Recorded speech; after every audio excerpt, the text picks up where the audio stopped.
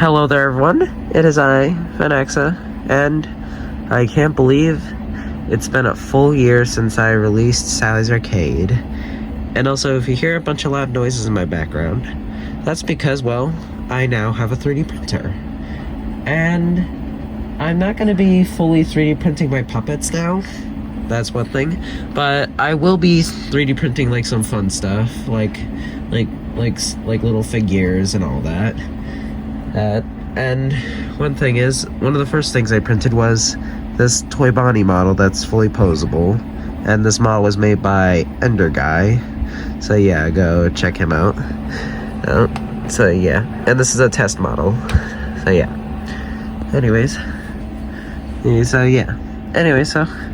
Well, I guess we should get to talking about Sally's and how I first made this. So, Sally, okay, let's start with Sally herself. So, I know she does look I know she does look similar to a character that my friend Mason Plusho made named Izzy. Well, that was a complete coincidence, because as one thing, I made Sally way before Mason ever made Izzy. Here's one of the first drawings of her design, of like her current design, which was made around 2019, I believe. So yeah, I made her before Izzy, and then around like last year, I ended up finding out about Izzy and Mason and all that stuff, and yeah, we all settled that stuff out. It wasn't really that big of a deal, you know. It was just a full-on coincidence. So yeah. And also, if you wanna check out like the Izzy stuff, go to Mason Plusher's channel, because so far he showed me a little bit of it, and it actually looked pretty good. So yeah. Anyways, so yeah, Sally, before I made her into her current design right now, she was originally going to be a pink rabbit with like a little sweater and like ripped up animatronic hands like Slinky does. And her name wasn't actually Sally. She was actually originally going to be called Polly, which I completely changed that name because I did not like her look at all. And keep in mind, I was actually a bit young at the time, so yeah. Anyways, so yeah, Polly was Sally's original design, and I did not like her design at all at the time. So, that's why around 2019 I changed it to this design, and I love it a lot. But one thing is that when I was thinking of like a new design for her, I was actually going to be making her into a jackalope, which, if you all don't know, a jackalope is one of those, is like a bunny, but with deer antlers. And to be honest, I wish I went with that. So that way I wouldn't end up, like, with a character that looks similar to Izzy and all that, but, it's whatever. And, fun fact, in Season 2, she will be a jackalope, so yeah. Sorry. But anyways, so yeah, that's mainly it with Sally. She basically started off as just a pink rabbit who did take a bit of inspiration from Needle Mouse. And if you don't know, it's sort of like a Sonic the Hedgehog.exe thing, creepypasta or whatever. So yeah, that's a little fun fact. And yeah, and also another thing, this Sally's Arcade, it wasn't gonna be like a little arcade. It was gonna be a circus freak show kind of thing, with kind of like circus like themed characters. And basically, it was originally just gonna be Sally, Slinky, Lilo, and Vantara. Carol and Party Kitty, they never existed. And also, speaking of Party Kitty, she was actually originally going to be replaced with this character named Tara, the alligator. But I did not but I did not like that character, to be honest, because she looked similar to another character that I made, which I'm not going to reveal. But yeah, I did not like her at all. So that's why I decided later on I was going to make a new character named Party Kitty. Well, her real name now is actually just Katie, because I wanted to give her like an actual name and not just be calling her Party Kitty. So for now on, I'm just going to be referring to her as Katie. So yeah, Katie, she, in this design, she, with the little like stripe things that go down here, they're originally going to be like a zigzag pattern. But I changed that because as it would be too hard for me to make into the puppet, so yeah. And yeah. So yeah. Now that's really it for Katie. And with Slinky, she was always Slinky herself, and her original design, I do not have the original drawing of her, but here's a drawing of what she was actually originally gonna look like before, like I just recreated the drawing. So yeah, this is what she was originally gonna look like. She was originally gonna be like some sort of magician like thing, but I decided to change it into this design. And with Lilo, he was originally gonna be like the same thing, but instead he was originally gonna have 2 arms. And also, by the way, this is what he looks like outside the box. He's like a little worm. But yeah, he was originally gonna have 2 arms, and he wasn't gonna have a hat nor a monocle or any of that stuff. And there was originally gonna be like a sort of Satan star on his box, because it was originally gonna have some shit with the devil or whatever. But I changed that because it was also similar to another thing that involved Huskers, which was Huskers. So yeah, made by my friend Amos. So yeah. Anyways, and Carol, she was always the same. I never changed her. I never did anything with her. So yeah, it's all good so yeah, Carol, she's all good. So yeah, that's basically like a brief history lesson on how these characters were made. And with the other characters, like with the other like side characters like the Endo and Razar, we'll get to them in a minute in this video. So yeah, we'll get to them in a second. But yeah. Anyways, so before we get to them, I will show you like a bit of some little concept drawings of these characters, which here are most of them, and that I can find. So yeah. And another thing, there was also a scrapped scene that involved Party Kitty, where here's the storyboard for it. Basically, what it was there was going to be a character running away from her, and then they would end up getting confetti shot into their face. And then Party Kitty would grab them, and then she would like just gouge their eyes out with her claws. But I didn't include that in the show because I felt like that would have been too hard to film and do all that stuff, and yeah, that's why I had her kill someone in an off-screen kill. So yeah. Oh yeah, shit, I forgot about Fantara. Okay, I forgot about him. So yeah, Fantara, this is what he looked like. He, instead of him being like a little jester-like thing, he was originally gonna be a demon-like thing with saws for hands. So yeah, I forgot about him. Okay, sorry. But anyways, so yeah, that's really mainly it for the main characters. So now time for the side characters, or the villains, or whatever. Okay, hey, now we're on to the more destroyed and messed up characters of the show.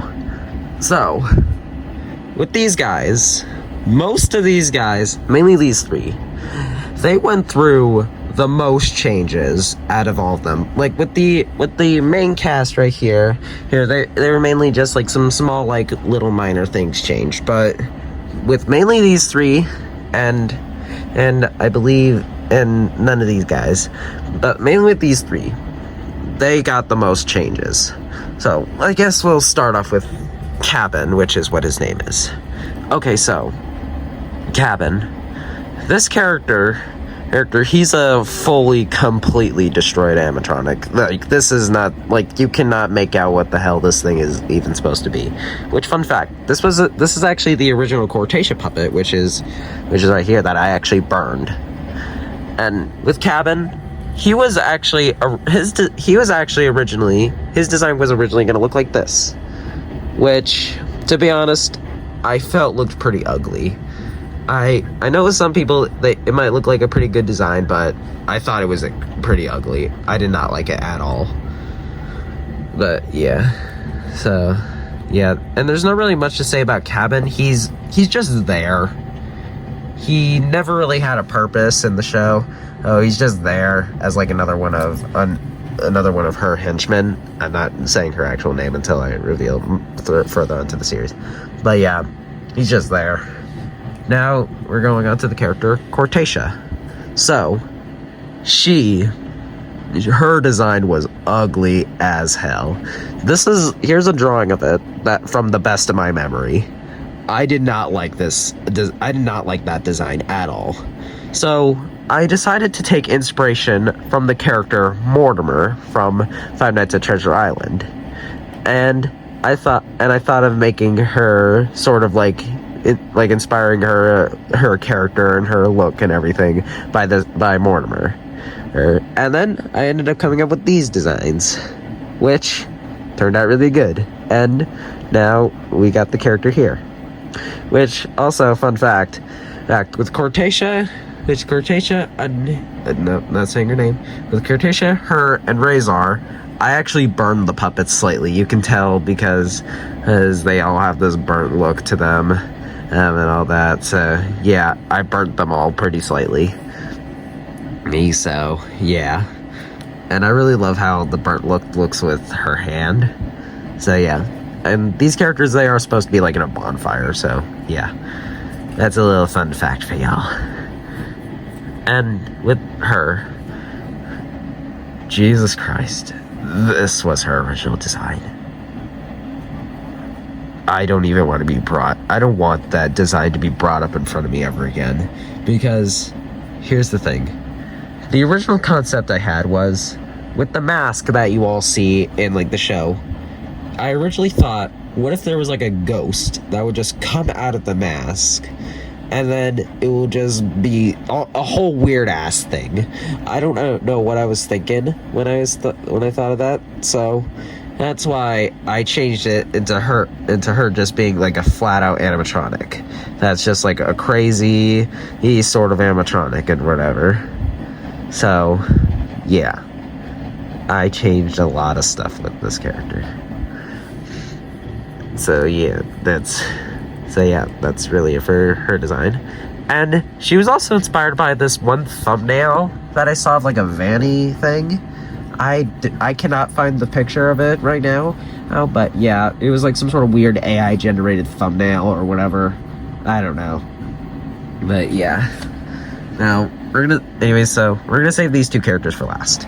So let's move on to these three right here. So we got the character Barry the Bunny, which, fun fact, Barry, he is actually my favorite character that I've made for this series. And I think I just did a good job with his design and everything, with like his glasses and his tie. And here's what he looks like. And I thought that he was actually so good that I didn't even need to like change his design at all, except for just giving him like a fully broken leg and all that stuff. But yeah, I just love this guy, and he's my favorite character that I designed for this show. So yeah, that's a little fun fact for y'all. Anyway, so now we're on to endoskeleton. So this character, they don't do much at all in the show, but in the sorry about my camera, sorry about like the footage getting cut out because one of my friends just called me and it just stopped the footage. But anyways, so back to what I was doing. So now, okay, so we're on the endoskeleton. So from what you guys all see, the endoskeleton doesn't do much at all in the show. That's one thing. They don't do much at all. They're just there as like a little background prop. But one thing, in a later on episode, they will actually be teaming up with Razar to catch the main character Jake. So yeah, that's one thing. And I just been like saving their like spotlight and everything for like a future episode. But yeah, but in the remake they will actually be doing something. That's one thing, and they will actually be harming someone. So yeah, for all the people who love the endoskeleton, which I doubt you all do, for y'all, yeah, he will be doing something. They will be doing something, but whatever. Anyway, so the endoskeleton, they didn't go through much changes. This is their original design. There's nothing different at all. And it originally went under the name of Sally's Endo, which I just changed it to just Endo because I didn't want it to be like a specific endoskeleton to a specific character. So yeah. So yeah, that's really for him. And now on to my friend Optimus, FNAF 6's favorite character that I made for this series, Razar. So, one thing, I also really love this guy because I love how I thought it would be a fun idea to have a animatronic which has most of his endo exposed, and all that, who is completely broken down and everything. Like and everything. And I love how I did like the damage for his head and how he has like his endo slightly exposed and everything. And fun fact, he was inspired by the character Inkblot Mick from Treasure Island. And also basically most of this show, I will say most of this show, it is all inspired by Five Nights at Treasure Island. Most of the characters are. So yeah, that's a little fun fact for y'all. Another little fun fact, but yeah. And here's his original design. Didn't change much because I thought he was a perfect design. The only characters that didn't really change, whose designs didn't really change at all, were just the Green Rabbit, the Crow, Razar, Endo, and Barry. They never changed at all. The rest of them, they all went through some minor changes. And also, speaking of the Green Rabbit, we're gonna move on to him. So, the Green Rabbit. Before I made episode 3, he was never a character. Well, he was a character. Okay, so, around episode 2, I thought, what if there was like a character that would just be spying on Jake the whole time, trying to tell him the truth about his sister and everything. So, yeah, that's how I thought of the Green Rabbit. And basically, the Green Rabbit, he's one of the past victims of her, and basically he realized that she was a bad person, and then he rebelled, and then she ended up ripping his eyes out of his head, which I love how I did that idea, where he has his eyes hanging out of his head and everything. So yeah. And I thought, why not make him tall as shit? So yeah, he's a very tall character. And his design was inspired by the Walt files, so yeah, that's another little fun thing. But sometimes when I look at him from certain angles, he does tend to look like a dog. I don't know why, that just happens. I think it's because of his long snout, but anyways, so yeah. The Green Rabbit, he's actually a very basic design, and here's his original drawing, never changed at all. And he's got like a little hook hand and a normal hand. And he's got 2 long black legs. So yeah, there's nothing really to talk about with the Green Rabbit. He was just inspired by some of the characters from the Walt files, and he looks like a dog. And also a fun fact, there isn't. Okay, this eyeball was originally going to be going to my Sammy Scales puppet, and this eye was actually originally one of the many original eyeballs that went to my Pop Goes puppet. So yeah, I just kind of recycled those. Anyways, now time for the main character themselves, the Crow. So, the Crow, their design never changed at all. Here's the original look. So yeah, they never changed at all. And with the Crow, I thought, what if I had like a character that was an animatronic, but they were supposed to symbolize like death and like the death of someone, like like a lost spirit that was like always in the dark and like tried to like do something and all that shit. So yeah, that's how I thought of like the crow. So basically they have a pretty good design and I like it, and it was inspired by Stone the Crow from Pop Goes. So yeah, and I like how I did the wings here. Like one of them is broken right like this, and the other one's perfectly fine, and the feet and everything. And they are also one of my favorite puppets to play as in the show. So yeah, that's a little good thing. Yeah, I really like them. I like them. So yeah, and yeah. So there's not really much to say. That much, so yeah. And what else should I talk about for the show? Oh yeah, I will tell you all the original story of the show. Oh, and then after I tell you all the original story, then I'll also answer your questions that you all put in my community post for like a little Q&A about this show. So yeah, I'm gonna tell you all. I'm gonna get all the rest of the characters, put them all together in one place, and then I'm gonna tell you all the original story of how it was actually originally gonna go. Okay, so I'm gonna explain the original story of how this show was actually gonna go. And to be honest, with some parts of it, you guys might think that I was probably on something while I was thinking this up. Okay, so the original story was that. Okay, so this first part, it's very fucking stupid. I will admit that. Okay, so the original story, the whole thing was originally gonna be caused all because. And you are gonna think I'm crazy about this. All because of an 8-ball and a bottle of Coca-Cola. I know it sounds stupid as shit. Let me explain.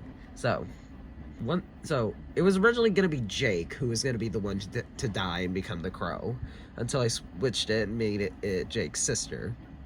So it was originally going to be involved with Jake, who was actually going to be a janitor at Sally's, and then basically he was in a storage room with an 8-ball, and he was taking on his break drinking like a bottle of Coke. And then the Coke bottle was gonna fall, and then he was gonna slip on the Coke ball and break his skull on the 8-ball, which was pretty damn stupid. And then basically his soul was gonna end up going into the mask that's in the show, and then it would make him form into the crow. So yeah, and then Tyler and his sister Lisa, they were both originally gonna be trying to like get Jake's soul like pass on and all that shit. And then basically there was also like a party in like 12 days, which made it like 12 episodes, which each episode was 1 day. And then basically once the party was there, that's when Jake was gonna kill everyone there and then put them all into the animatronics, which he would end up doing. But here's the thing. I was not gonna be thinking of 12 different characters to put for that, and it was just a whole thing. So yeah, I don't understand what I was thinking with that. And there was also something about this damn, like, a poodle named Penny or something. I'm thinking some sort of like Steamboat Willie style rabbit named Rigby, or I don't understand what I was on. So yeah, that was a whole damn thing. I don't get it. So yeah, but anyways, so yeah. But I'm glad I changed it to the story I was, which basically involves Lisa, who is Jake's sister, getting killed and becoming the crow. And then the crow starts getting all the animatronics to try to kill Jake, but each animatronic gets destroyed one by one. And then the crow takes their parts and forms them into one large being, which also, here is that large being. And yes, I revealed it I already revealed it in the trailer, so yeah. But I'm revealing its final look in this. Which, here it is end. Hold on. Light up eye, bitches. So, yeah. Anyways, so, yeah. It's also mostly like a bunch of recycled puppet parts, too, so. Anyways. So now, time to get on with your Q&A questions that all of you asked me. So, yeah. Okay, so the first question is from this person. I cannot pronounce their name. And the question is, what is the biggest one puppet you made think? Okay, I think they're trying to. Okay, but I can't really read that, but I think they're trying to ask me who's the biggest character I made for the series, and it's this guy. So yeah, there's an answer for your question there. Okay, and the next question is from the Ultimate Figure Collector, and they're asking me, are you going to make an aquatic-themed episode like how Indy did? Not really. Okay, so basically, there won't be an actual episode of Sally's Arcade that's aquatic-themed, but there will be a Sally's Arcade short that is aquatic-themed with another character in it, so yeah, that will be coming out soon. I don't know when, but yeah. So yeah, that's answering your question there, Ultimate Figure Collector. Okay, the next question is, will there be a group of voice actors for like the characters or whatever? Okay, there's already voice actors for the characters. All the characters are voiced by someone. Okay, like for example, Sally, she's voiced by my friend Taylor. And Fantara, he's voiced by Fazbear Fredbear Plush Productions, which Fantara was originally voiced by me. But Fazbear, he really loved the character, and I let him voice her. Slinky, she originally had a voice actress, but I lost contact with her. And Party Kitty, she's voiced by my friend Silver. Razar, he's voiced by me. Same thing with Green Rabbit. All three of these guys, they're also voiced by me, too. And Lilo, he's voiced by my friend and Rexter Wolf, or Dragobato on YouTube. So yeah, and Endoskeleton, no one, and Barry, he's voiced by my friend Opus. And oh yeah, the Crow, he's voiced by another one of my friends, Celia Lolbit.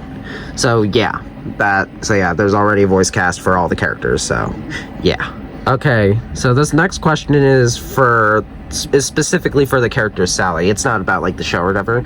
They're asking what her favorite food is. So Sally, I will canonically say her favorite food is carrot cake. That's canon now. I will canonically say that. That's like for the cartoon version her. But for the animatronic, she don't eat shit. Okay, so this other question is not about the show, but but they're asking, what is your next FNAF or any other puppets or whatever? I can hardly read. Okay, no offense, but some of you guys have to work on your grammar a bit. No offense, but anyways, so I think they're asking me when's my next FNAF puppet.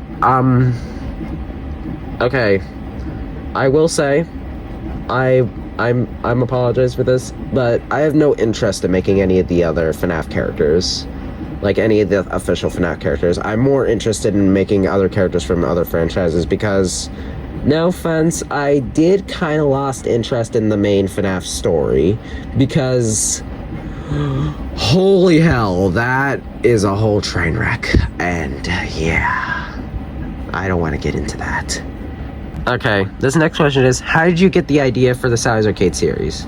So I just thought, originally Sally's, it was originally going to be like some sort of horror comic thing. I originally thought of having it be something like that. But then I decided to change my mind and make it like a flat out horror series.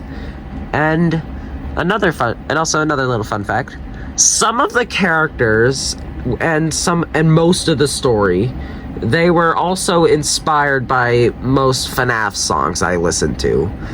Those, for example, are or the FNAF World musical, like thing, which is called this FNAF World music song, which is called by DA Games, which is called "I Will Not Be Moved," and "Look at Me Now," which is the remixed version of it by AP Angry Piggy. And the song "Terrified," which is a Won't File song, not specifically FNAF, but yeah, that song "Terrified," which was also written by AP Angry Piggy. And there was another song. I believe there was another song that inspired it, but I cannot remember the name right now. So yeah, if I will figure out when I'm editing this video, I'll put like the song up just so that way you can like see what it was. So yeah. Okay, and the final question is, do you know any good squirrel divorce lawyers? What? Well, that's it for this video. So I hope you all enjoyed this video about me giving you all like a bit of a brief history lesson of how I made all the characters for Sally's Arcade and how I thought of like the whole story and everything. So yep, I hope you all enjoyed, and I will also announce this. So the remake of the first episode, it will be coming out on January 5th, which is the exact day the original first episode came out. But it might get delayed a bit. I am not sure. But yeah, it might get delayed. But just in case if it does get delayed, I promise I will release... just in case if it gets delayed, I promise I will probably release it on January 8th or whatever. So yeah. And yeah, that's really it. So I hope you all enjoyed, and I hope you all have a good day and everything is going well for you and all that shit. So yep, anyways, I'll see you all next time when I upload another video, which will most likely be Sally's Arcade for whatever. Okay, so yep, anyways, goodbye.